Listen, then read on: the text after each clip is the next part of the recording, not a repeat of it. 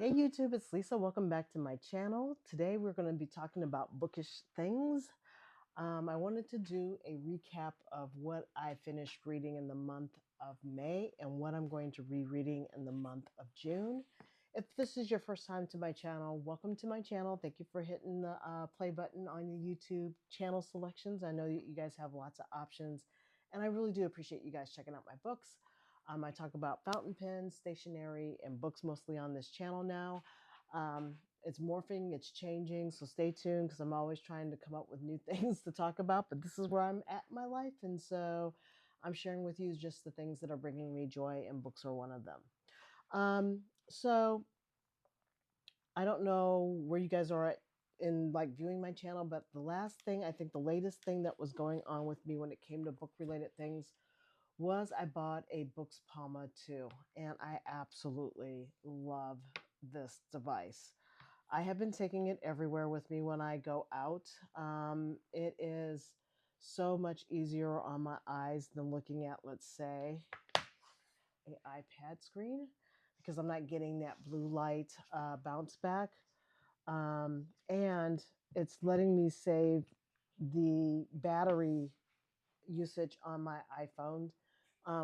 So yes, I'm still carrying around two devices, but I can get this device in any bag that I carry.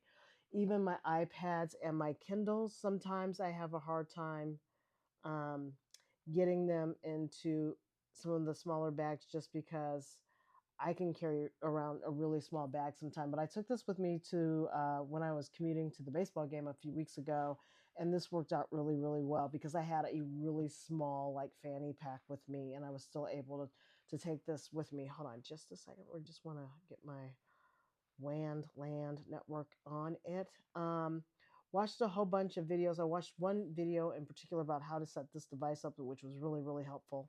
Um, but I do like this device because it is very customizable. There's a lot of things that you can do. Like I was saying before, these are the buttons. This is like the main button that turns on and off the device, but you can also get it to press to read your fingerprint when the device is in a sleep mode. Oops, so I went into the control center by mistake. This side device right here has a little smart button too, so I've got that program that if I just tap it once, it takes me back to my home screen.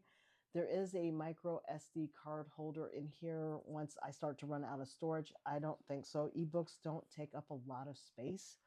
And other than, excuse me, some of the tools that came with this device, only thing that I have on here are things that are related to books. So as you can see, and I'm going to zoom in, I got to customize this wallpaper. So you get to customize that as well. Um, this goes out to the web. This is the Google Play Store. This is, I think, storage. And then this is like your device setting, the main button for that. Um, After that, these are kind of the standard icons that come with the device. I put in here nothing new, I don't think. All this already came preloaded. I haven't figured out a way to get rid of it, nor will I.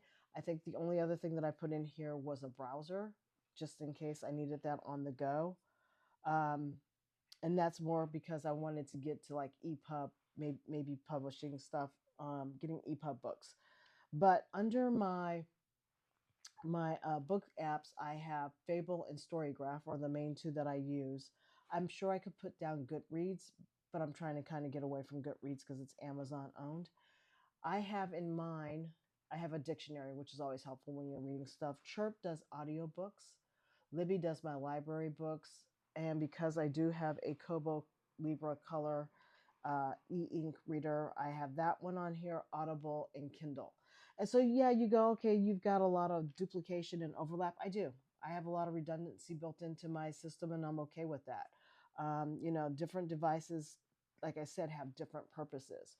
Sometimes when I just want to take one device, I'll take my iPad mini with me because I'm like, oh, I might be absorbing television as well. Like if I'm out and I'm by myself and I'm sitting around having a drink somewhere, I might want to like, check out the soccer match or a baseball game or whatever sport is on because I'm a big sports fan.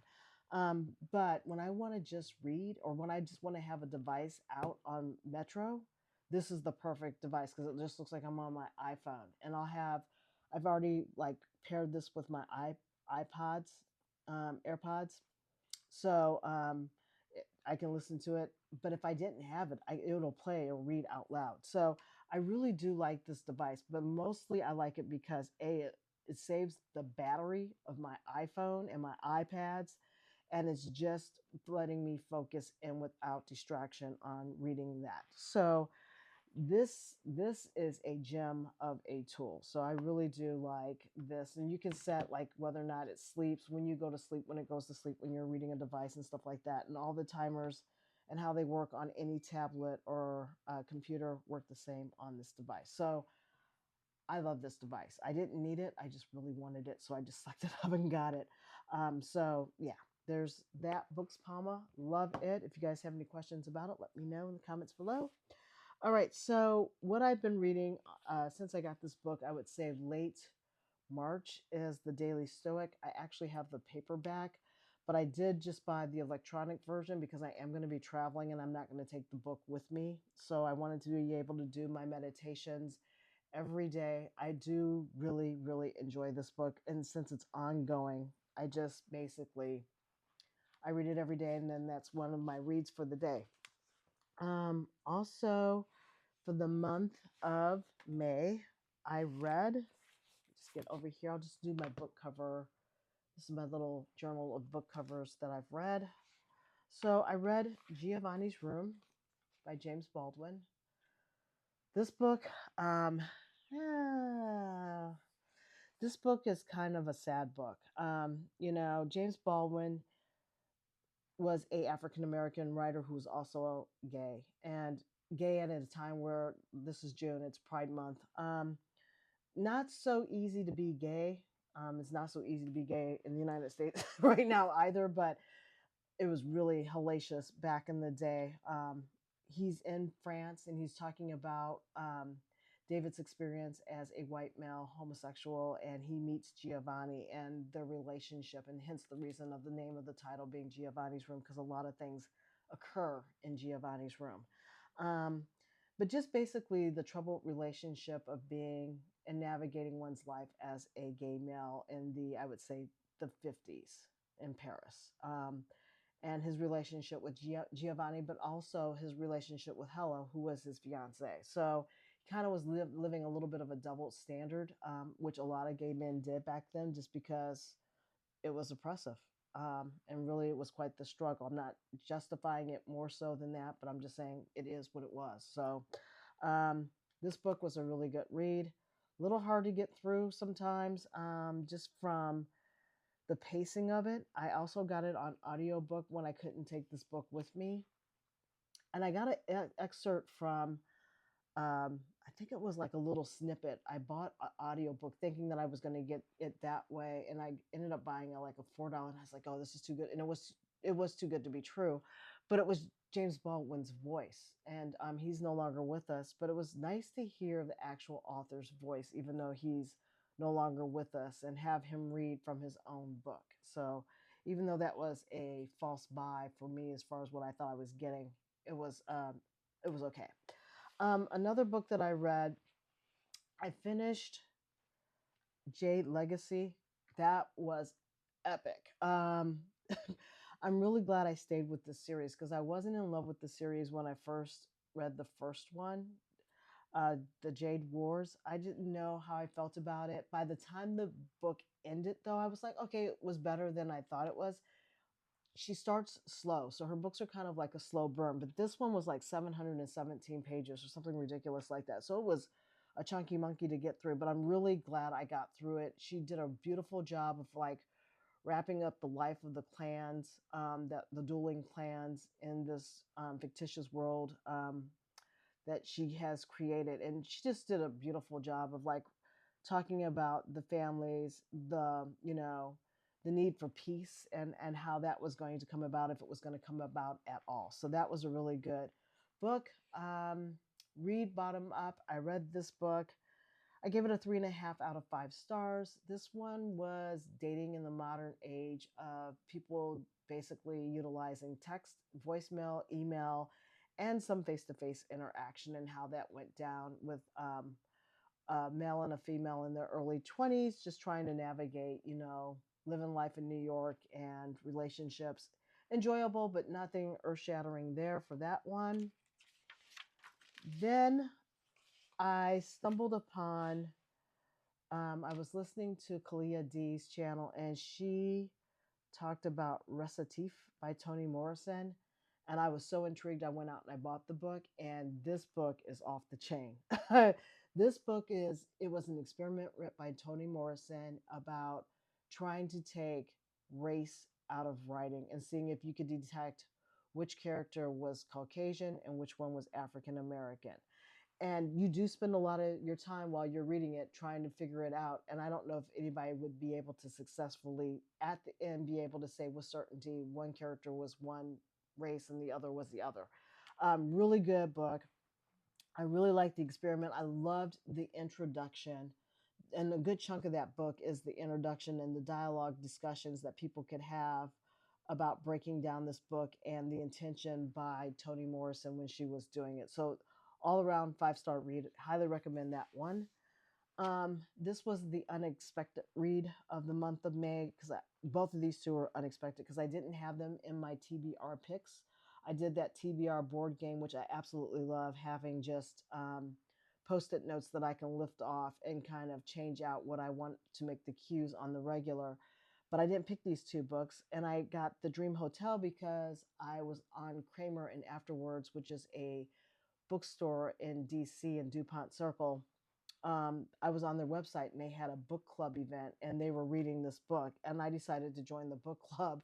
So I had to get this book and read it within like 5 days. And I didn't really quite make the 5 day mark, but I did get it done in the 6th day. And then the meeting got postponed for another week. So I did get it done in time for the book club meeting. But be that as it may, this book by Lalea Lalami, um, this is a good book. It makes you think a lot about where we are currently and what the reality is of this book. It's basically people are retained or put in retention centers for having dreams of what they might potentially do. And you can only imagine how that profiling could work as it currently is kind of working in this day and age, unfortunately, in the United States. But just the perception that you might be able to do something based off of your dream is one that the writer does a really good job of cranking up the anxiety and really making you feel the stress and all the emotions that the main character, Sarah, goes through once she gets pulled off coming back from her business trip from the UK and getting back into the United States, and the relationships that are formed and her thoughts and opinions and how she's really changed by the experience. So, without trying to be too much of a spoiler, read The Dream Hotel. That one is a solid read as well. I didn't put the rating down, but that's a good read. What I did have also on, and last book, I think this is the last book for the month that I read in the month of May was The Tainted Cup by Robert Jackson Bennett. This was his murder mystery kind of fantasy writing book. I really did enjoy the book quite a bit. The characters are quite, the two main characters are quite spicy in their own kind of way. It basically is a story of a young man who's a junior investigator, and he's the eyes and ears for his mentor Anna, who doesn't really get out much, but they're basically tasked at solving this murder of once a captain in the army. And this is not a spoiler. This is on the actual back of the book. Um, is found dead with a um, tree coming out of his chest. So kind of a gruesome way to go, but it's kind of like the plot basically unfolds from there. And it was just a really, really enjoyable read. I think I got this book done in like a few days. So those were the 6 books that I got read for the month of May.